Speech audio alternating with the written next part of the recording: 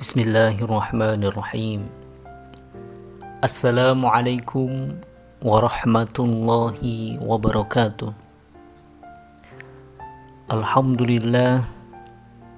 Alhamdulillahillazi anzalal Qur'an hudan linnasi wa bayyinatin minal huda wal furqan. Wassalatu wassalamu ala man khuluquhul Qur'an, Sayyidina wa habibina wa syafi'ina wa qurrati a'yunina Muhammadin wa ala alihi wa sahbihi wa man tabi'ahum bi ihsanin ila yaumi tud'u fihil mizan, amma ba'. Hadirin rahimakumullah, alhamdulillah, tidak terasa kita sudah memasuki puasa hari ke-17 di bulan suci Ramadan. Dan di hari ini juga kita umat Islam diingatkan kepada satu peristiwa besar yang pernah terjadi dalam sejarah perkembangan Islam, yaitu peristiwa diturunkannya kitab suci Al-Quran yang biasa disebut sebagai peristiwa Nuzulul Quran. Setiap agama mempunyai kitab suci masing-masing. Seperti orang Nasrani mempunyai kitab Injil, orang Yahudi mempunyai kitab Taurat, orang Hindu mempunyai kitab Weda, dan kita, orang Islam, mempunyai kitab Al-Quranul Karim. Mengapa kita meyakini Al-Quran sebagai kitab suci? Paling tidak karena 3 hal. Yang pertama, sampai dengan hari ini tidak seorang pun yang mampu membuat satu kitab seperti Al-Quran ini. Bahkan jangankan satu kitab, satu surah sekalipun tidak akan pernah ada yang bisa. Bahkan satu ayat sekalipun tidak akan pernah ada yang sanggup. Sebuah kitab dinamakan suci kalau dia bebas dari intervensi manusia. Kalau memang Al-Quran adalah buatan seorang Nabi Muhammad yang Nabi Muhammad mampu lakukan, maka orang lain tentu akan mampu melakukannya juga. Allah Subhanahu wa ta'ala berfirman,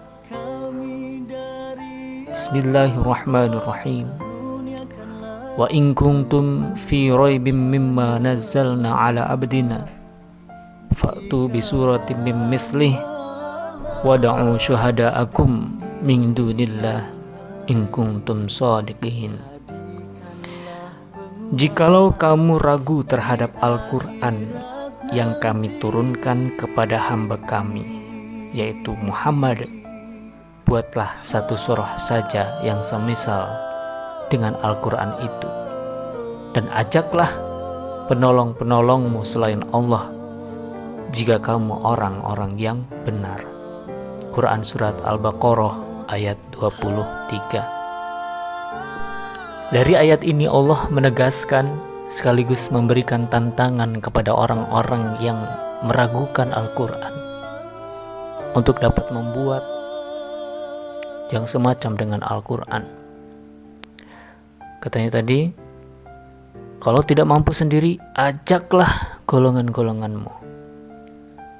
Nah, ini ada yang pernah mencoba membuat satu surah dengan gaya bahasa surat Al-Fil, yaitu Muzailamah Al-Kazzab. Al-Fil, wa mal fil, wa ma adraka mal fil, lahu hurtumun tawil, wa lahu zain. Gajah, apakah gajah itu? Tahukah kamu apa itu gajah? Dia punya belalai dan dia punya ekor yang panjang. Kalimatnya udah berbentuk syair, tapi isinya sangat jauh dengan Al-Quran. Karena yang namanya gajah gak perlu surat seperti itu, orang sudah tahu kalau itu gajah. Hadirin rahimakumullah. Kemudian yang kedua, kita yakini Al-Quran sebagai kitab suci karena ajarannya sesuai dengan fitrah manusia. Secara logika bisa kita terima tentunya. Allah pencipta manusia. Allah tahu betul tentang kemampuan maksimal yang dimiliki oleh manusia. Karena itu, kitab suci yang diturunkan untuk manusia tentu sesuai dengan fitrah manusia itu sendiri. Sama halnya dengan pabrik motor misalkan. Bikin motor yang namanya Honda. Seiring dengan berjalannya waktu, pabrik ini mengeluarkan buku panduannya yang berkaitan dengan motor Honda tersebut. Bagaimana aturan ketika motor itu mati, atau bagaimana kalau motor itu rusak, onderdilnya, kemudian bahan bakarnya. Karena pabriknya yang buat motor tersebut, maka pabriknya lah yang mengeluarkan buku panduannya. Lalu gak mungkin juga kita punya motor Honda rusak, kita perbaiki dengan melihat buku panduan motor Yamaha misalkan. Ya gak cocok gitu kan ya. Begitulah manusia.